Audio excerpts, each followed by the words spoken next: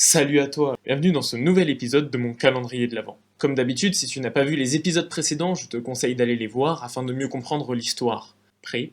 Alors pose-toi tranquillement, et c'est parti.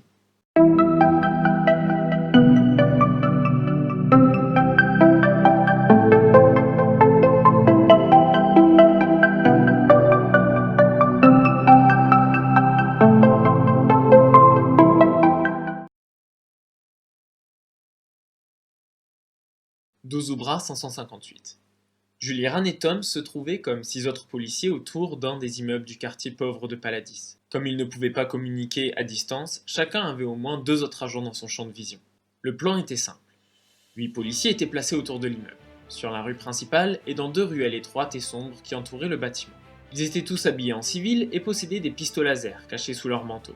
Aux alentours de 20 h, une unité de police arriverait pour mettre la main sur Ricker Codex, le principal suspect dans le cambriolage sur lequel enquêtait le duo. Si tout se passait bien, les policiers cachés n'auraient même pas à intervenir. Mais au besoin, ils pourraient être là en moins d'1 minute. Juliran estimait leur chance de capturer Ricker sans dommage à 90%, ce qui était bien assez pour rassurer son adjoint. À l'heure convenue, alors que la rue était presque déserte à l'exception des agents, un vaisseau de la police fit irruption et s'arrêta devant l'immeuble visé. Juliran avait une vue de choix sur l'appartement du suspect, qui était dans un angle entre la rue et une des ruelles. Il se trouvait au 5e étage et ses volets étaient fermés. Le policier échangea un regard avec les autres agents et, afin de ne pas griller sa couverture, afficha le même air étonné que les quelques passants qui les observaient. Les policiers avaient à peine passé la porte d'entrée de l'immeuble que 2 des agents habillés en civil firent de même. Alors que Juliran revoyait à la hausse leurs chances de réussite, il vit sur la vitre de Ricker une tache rouge qui venait d'un laser. Il n'arrivait pas à en voir la source, mais immédiatement les volets s'ouvrirent et l'habitant semblait regarder dans l'immeuble en face de lui. Il afficha une mine inquiète. « Non, il va filer !» grommela le policier. Il jeta alors un coup d'œil vers un clochard posté sur le trottoir d'en face, qui lui rendit son regard. Toms, grimé comme un mendiant, surveillait l'immeuble qui lui faisait face. Il avait bien vu l'homme qui avait averti leur cible. Il prit alors sa tasse et dit en la secouant : « Mesdames, messieurs, un peu de nourriture pour un miséreux !» Un homme, habillé en tenue de sport un peu trop grande, s'approcha de lui. En même temps que le coureur déposait au pied du pauvre homme une barre énergétique qu'il avait sortie de sa poche, le clochard lui dit en un souffle : « Il va filer !» L'homme en tenue de sport continua sa route, et arrivant au niveau de la ruelle qui longeait le bâtiment où habitait un certain monsieur Codex, il se pencha pour resserrer ses chaussures. Tout en se faisant, il sifflotait maladroitement, un air de musique du moment. Comprenant le code, les 2 hommes postés dans la ruelle sombre sortirent leurs pistolets laser et vérifièrent que leur rapière de service était bien accessible. Ils attendaient ainsi l'arrivée de leur cible. Comme ils s'y attendaient, Juliran vit rapidement une des fenêtres qui donnaient sur la ruelle s'ouvrir.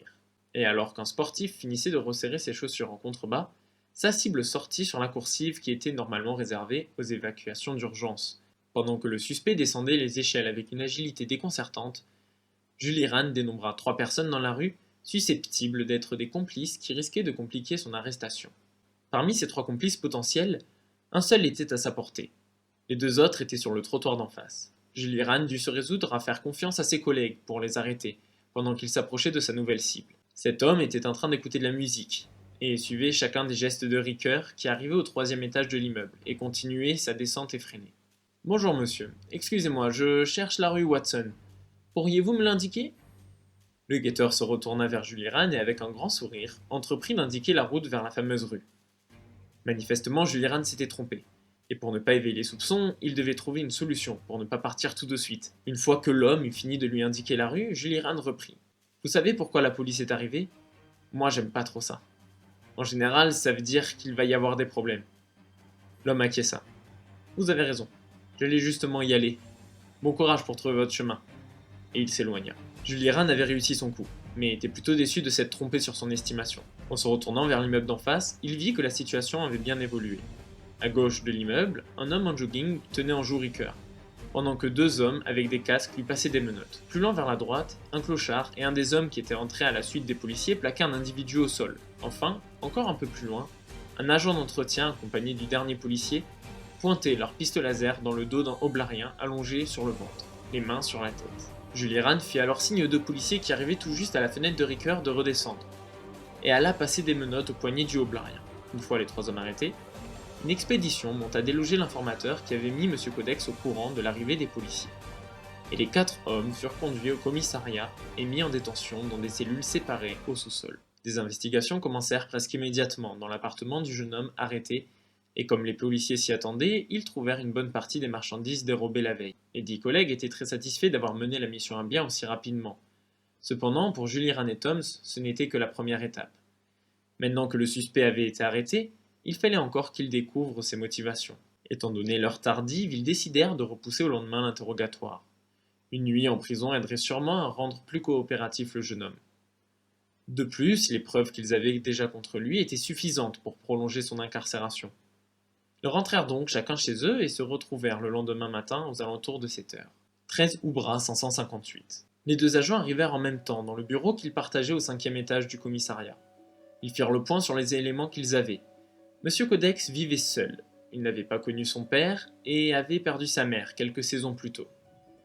Il n'avait pas de métier connu et était propriétaire de l'appartement dans lequel il l'avait retrouvé et dont il avait hérité. Ses empreintes avaient été comparées à celles relevées sur différents lieux de cambriolage, et l'intelligence artificielle l'avait déjà relié à 3 braquages avec plus de 95% de certitude et à 8 autres avec une certitude de 50%. Il serait interrogé sur ces cambriolages ultérieurement, même si Julie Rand n'excluait pas de s'en servir comme moyen de pression pour obtenir des informations de sa part. En ce qui concerne le butin du dernier vol, retrouvé la veille, une partie avait déjà disparu.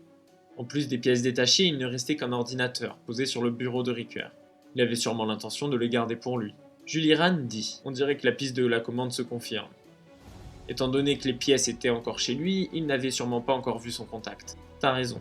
Pour ce qui est des gars qui surveillaient son appartement, t'en penses quoi? Ils étaient tous armés et on est passé à 2 doigts d'un massacre si on ne les avait pas tous maîtrisés à temps, répondit Toms. Je t'avoue que je ne sais pas trop quoi en penser. Son voisin qui l'a prévenu, je crois que c'est un ami à lui. Mais les autres, je n'en sais rien. Ça me semble étrange de déployer autant de moyens pour protéger un petit cambrioleur. Faudra l'interroger pour en savoir plus. Ils finirent leur discussion en notant quelques questions sur une tablette, puis firent transférer Ricoeur vers une salle d'interrogatoire où ils le rejoignirent.